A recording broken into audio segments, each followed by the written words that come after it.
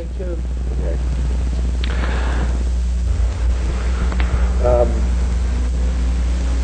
What do you do to protect your voice or to? Almost nothing. I'm not or anything like that, so I just sort of go on until it gives out, really, and it doesn't seem to. It's very strong. I think partly because it's had a lot of work this year. It's been worked out quite a lot. When you first found you were going to be given this role in Annie, what was your reaction to that? How did you feel about doing a musical of this sort? Well, it's a long-time ambition, really, to do a Hollywood musical. I mean, I sort of grew up on them. And I saw most of them several times. And I think, you know, I mean, it was the thing that I always wanted to do. And so, I mean, it was a very positive reaction, because there aren't an awful lot being made anymore. Do you remember what the first musical you ever saw was? I think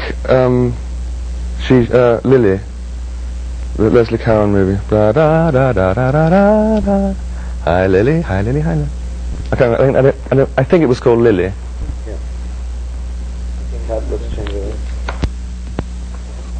Roll 82, sound 3.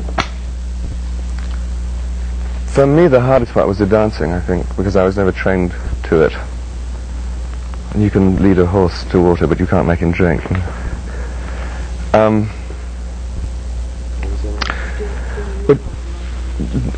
What are some of the musicals that you remember best? Well, the first one is Lily, certainly.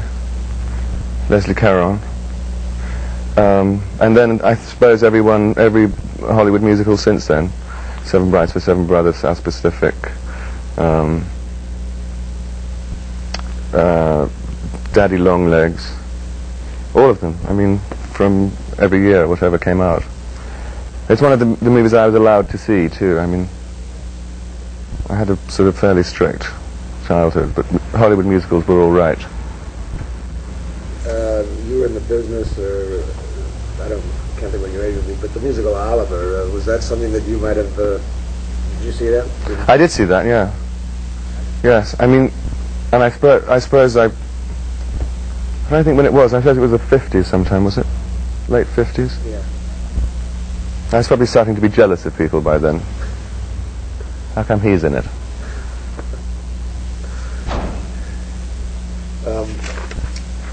Tell us something about the character that you play in Annie. Well, he's a sort of cartoon villain, really. He's a very cheap gangster. A rather unsuccessful one. In his mind, he's sort of George Raft. I mean, I think he really thinks he's George Raft, but unfortunately he isn't.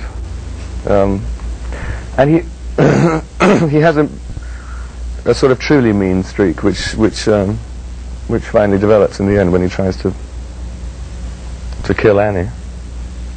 And he does want to kill. I mean, he actually does want to kill her, I think. Does that bother you? No, not a bit. Found that quite easy. Perhaps after the movie comes out on the street with a point to you, take offense to. Well, I get my comeuppance bashed over the head with Carol Burnett's purse. Okay, I'm looking around. How do you find Carol Burnett working with her? Well, we're going to have a reunion dinner tonight, Carol and Bernadette and I, because Bernadette and I finished on Monday, and I'm leaving at the weekend, so we're all getting together for. I mean, it's been amazing, because we've laughed 12 hours a day for a month. I think the three of us enjoy each other's work so much that it's been enormous fun doing it. You know what's amazing? You and Bernadette are absolutely extraordinary, especially in the scene where you come to reclaim Annie. I don't know if you've seen the footage on that yet, but it's an extremely moving scene. Was John Huston part of that part of the filming for you? Yes, well, actually, that... and the film has been divided into sort of New Jersey and Hollywood, pretty much. And by the time that we got out to work in New Jersey, it was pretty much, settled down, and it was a very easy location. I mean, and it's been a very the whole atmosphere on this film has been very congenial, I think. I mean, there hasn't been the feeling of enormous pressure that you can get on other projects, and it's been very relaxed. I think that has a great deal to do with John. I mean, John Huston is by this time an extremely confident man, and he knows what he's doing. I mean, he really does. If he says cut, I mean, you really feel like he's got it. And that's, I think, the quality of decision is the most important quality of a director that an actor can relate to. Because when if somebody says cut, print, and you believe them, and you feel great. He's very decisive. He knows what he wants, and I think it shows. He also leaves you a great deal of room for invention, to find your own sort of stuff. And we're away. I think he's very economical and often very funny. I found it very easy working with him. Did he give you any, when you first discussed the part with him, what did he tell you? Well, we didn't sort of talk a great deal. I went over to have a drink with him, and he said, what are you going to do with this part? And I said, well, I'd been watching a stagehand at the Broadhurst. And he said, do you want to talk about acting? I said, well, no, not really. So I know a lot of actors like to talk about acting. I'm quite happy to listen. It does them some good. But if you don't need to, that's fine. That's fine. This is very good. That's as far as we got in an actor prepares. The play you mentioned that you were doing at the time was Amadeus. Tell us a little something about that. Well, it's still running in New York now. It's and in London, and I think all over the place now. Vienna, Munich, Polanski's doing it in Paris, having done it in Warsaw. It's a play by Peter Schaffer about God. It's a little subject, and the story. I mean, the narrative of it is the rivalry between Mozart and Salieri. Salieri was obviously, since Mozart, it's set in the 18th century, and Salieri was the most successful composer in Europe at the time, and we don't really know him now at all. And there have been rumours ever since Mozart died that Salieri in fact poisoned him. And it's about a man of genius who has no self-control and no discipline, who actually just sort of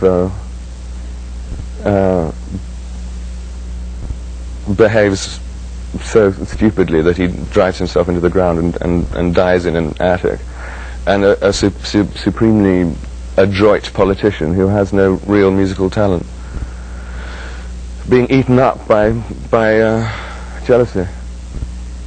And Peter asks God, why he allows this to happen. Did you play the harpsichord yourself? Speaker inside the harpsichord, which made it easier. Seemed like you were playing. I did actually play the same notes every day, but they weren't the right notes. How does stage then differ from film? Well, I'm still trying to find out, because I actually haven't done enough film to really know. It's true. I mean, and I sometimes sort of ask myself that question after I've done a take. One of the great advantages is that you can whisper. I mean, that you can do things that are very small, which you couldn't do on a stage, and I'm just sort of discovering about that. But as far as musical numbers and things are concerned, I don't think it really makes a great deal of difference. I think one still has to put out the same kind of gargantuan energy. I think the thing that is the same about them is that it's got to be true, whatever you're doing, and the camera picks that up much more cruelly than anything else. Do you find comedy harder to do than drama? I think comedy is the hardest thing to do anywhere. Yeah. I think particularly on film, because you don't get a laugh. When if you do, you ruin the take.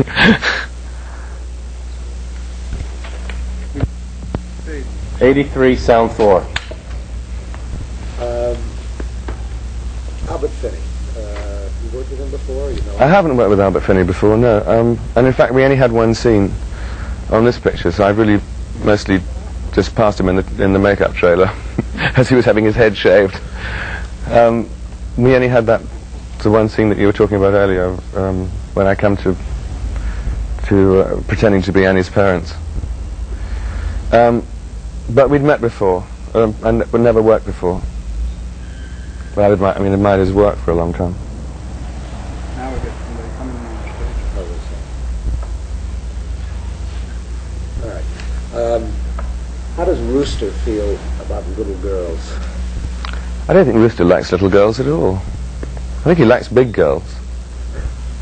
But very little girls are not his cup of tea at all. And I think, he derives a great deal of pleasure from trying to drop Annie off a bridge.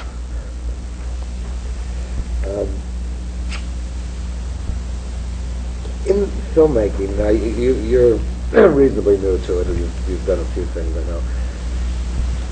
Have you noticed some of the jobs that people have in film that people might not expect? Peculiar jobs. There's a lot of traditional names in film crews that I think the public is completely unaware of.